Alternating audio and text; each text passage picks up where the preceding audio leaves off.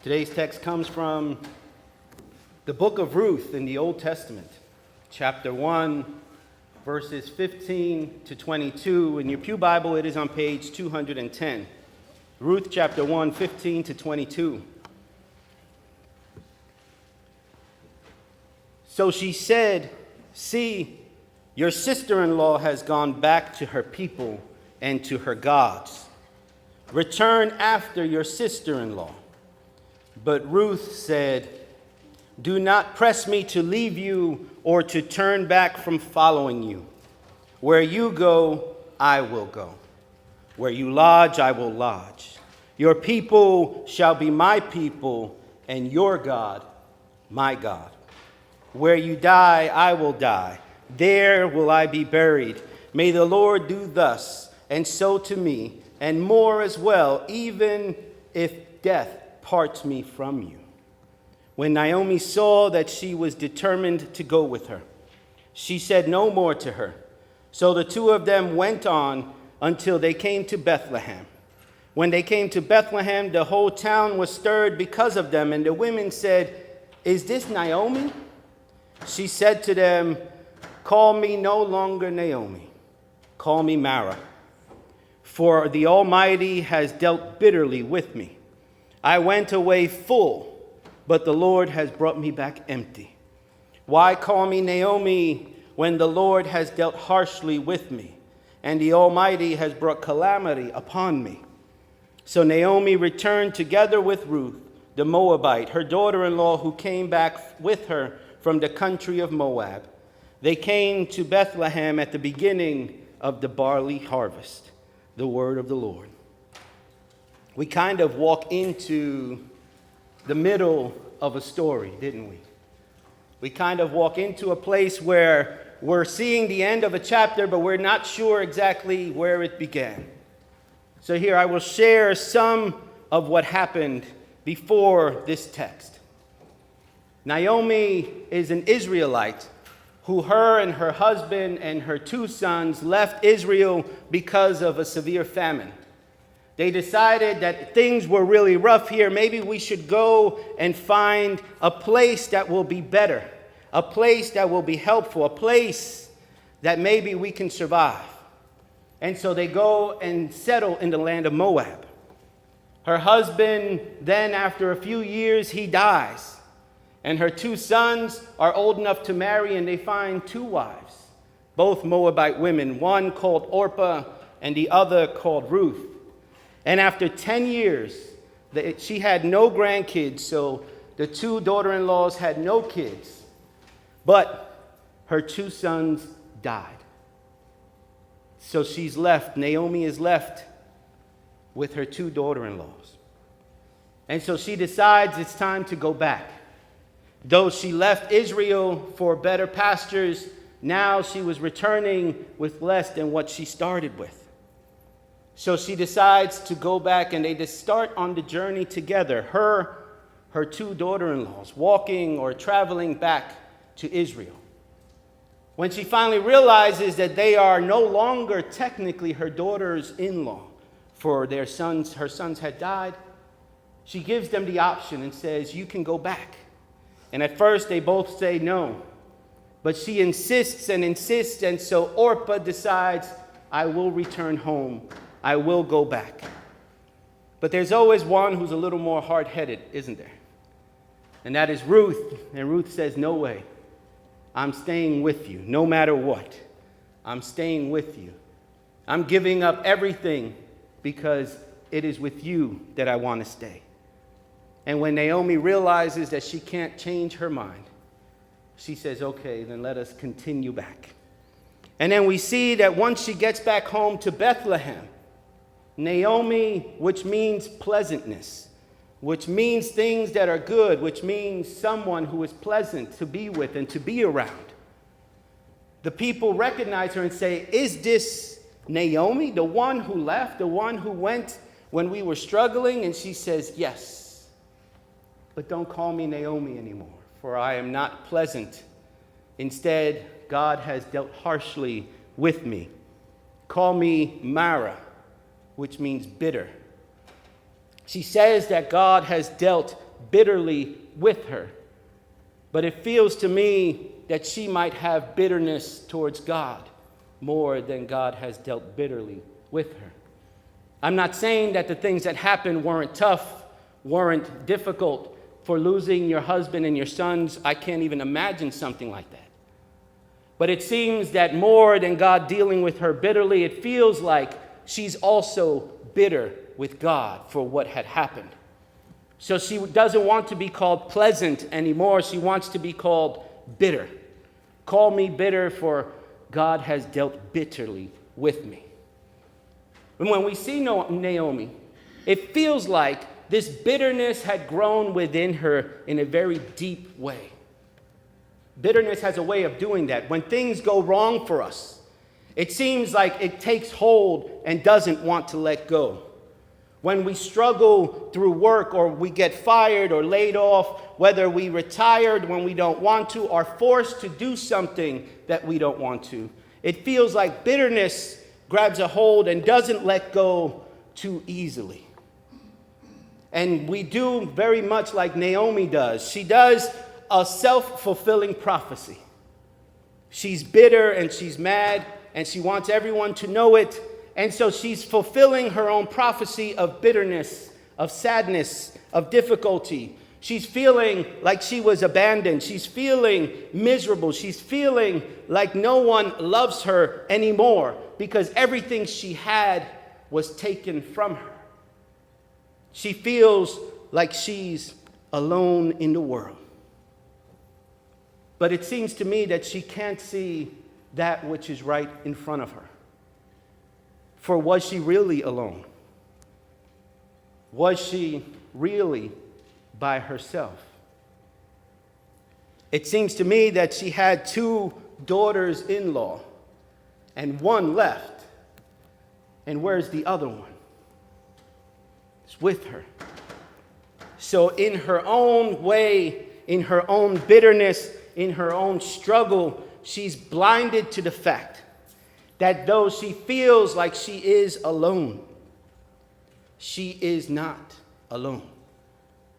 But instead, she has someone who is dedicated to her. She has someone that even though she's going into a strange land, she says, I want to be with you. Where you go, I will go. Where you stay, I will stay. And above all of this, she said, your God will be my God. She was giving up everything to be with Naomi.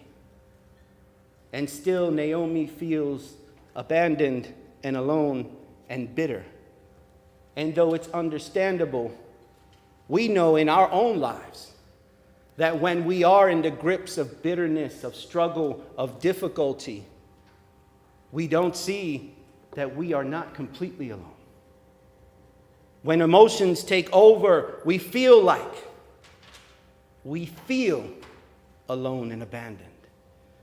And we are blinded to those who are closest to us.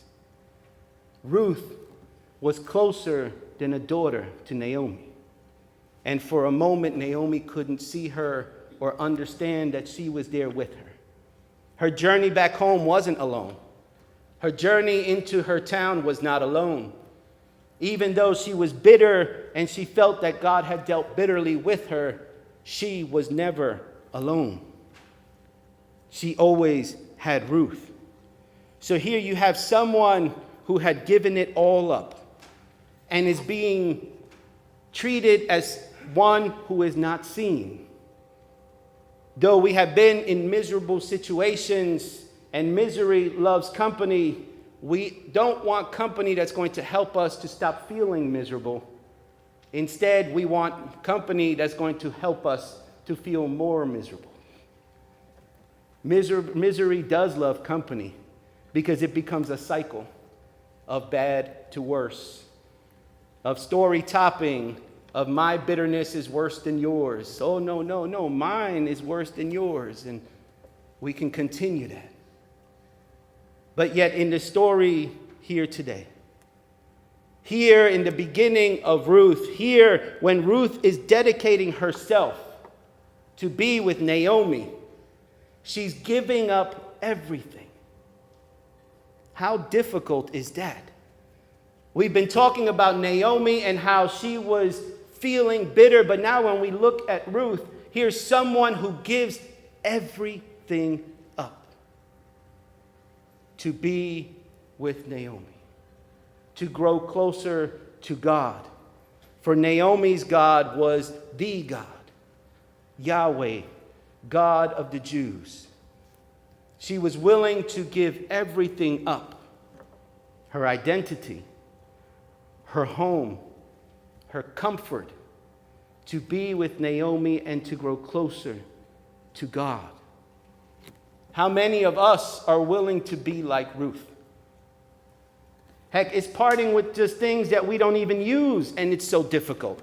If you go through our house, we have junk that we haven't touched in years, but yet we leave it there because we're like, maybe someday I'm going to use this or touch this. Or it's things that we don't use that we have such difficulty letting go of.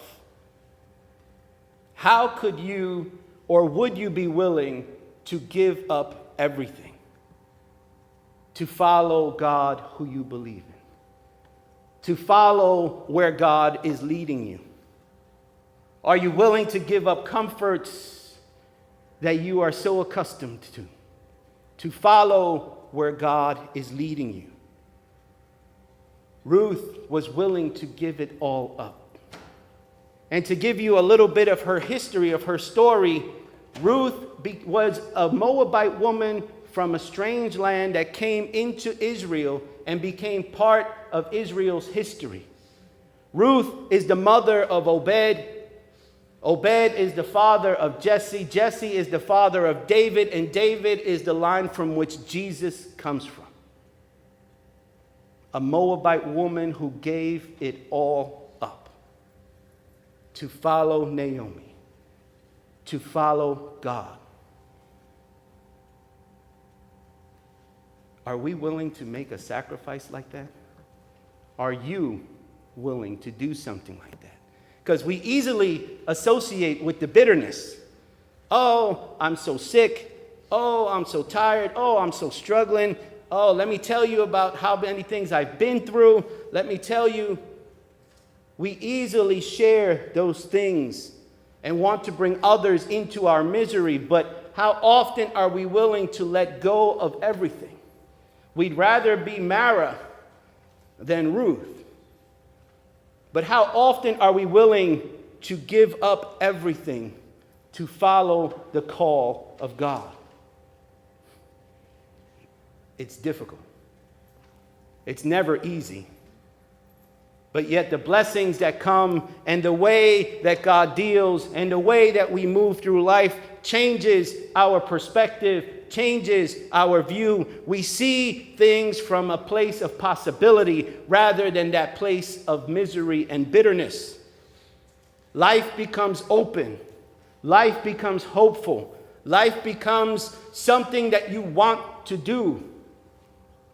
For too often, we live each day hoping that it would just end and then we can get to the next day. How many of us haven't wished away days? I wish it was Friday already, on Monday. How many of us haven't wished away time? And though it may not happen in a second like we wish, we tend to just lose days because we let days go by as they are. Without trying to be present, without trying to be intentional, without trying to live in the day. We live it because we have to, but we're not living life in that day. I speak this not because I'm judging, but because I've done it and do it as well. More often than not, when I'm up here speaking, I'm not speaking from a place of judgment and you do, because every time you point the finger, there are three pointing back at you. I speak from a place of knowing and understanding because I too have done that. And it's too easy to wish away time. It's too easy to wish away days. It's too easy to hold on to stuff. But Ruth was willing to. And we still talk about her today, thousands of years later. This little Moabite woman from nowhere, from a land that was foreign to Israel. We speak about her even to this day because she was willing to give it all up. And the misunderstanding may be that if you're willing to give it up, that it's going to be taken away. But indeed, that's not the case. It's our willingness to give all of it up and allow God to be God, and God will do what God needs to do. It's not about giving it up and then doing something else. It could be your willingness to give will change your perspective on life, your perspective on work, your perspective on how everything happens. Maybe your business will grow when you're willing to let go and let God. Maybe your home will get better when you're willing to let go and let God. Maybe when you're willing to let go and trying to have total control of every minute detail. Maybe when you're willing to give it over to God. Then is when everything will become what God wants it to be. It's not about giving it up and never being able to benefit from it. It is about being able to give it up, to let it go, rather than hold on and suffer the consequences of that. Are you willing to be Ruth instead of Mara? Mara is the easy way out. Misery loves company. And we know miserable people, and we've been miserable people. We've all been both. But are we willing to let go of the things that are holding us back? Are we willing to let go of the old stuff? Maybe we need to start with the stuff that we haven't touched in years and work our way forward. Are we willing to be Ruth in this life and time, in this day, each day, in each week, living an intentional day instead of wishing our time away? Because then we turn around and say, how did I get this old? I feel like yesterday I was 21. We wished it away and don't even remember the days. So before we let it all go, before we try to wish these things away, before we hold on to bitterness, and before we allow misery to be our company and get hold of our heart, let us work on being Ruth, letting go of all the bitterness, letting go of all the stress, letting go of all the things that hold us down and hold us back, letting go of all these things in order to be blessed in ways that we had never imagined. Maybe someday in 100 years, somebody will be mentioning your name because you were willing to let go and let God. Ruth, this woman from Moab, who was probably just a normal woman, is spoken about in Hebrew circles, in Islamic circles, and in Christian circles because of her willingness to let go and to let God. Let us go forth and do the same.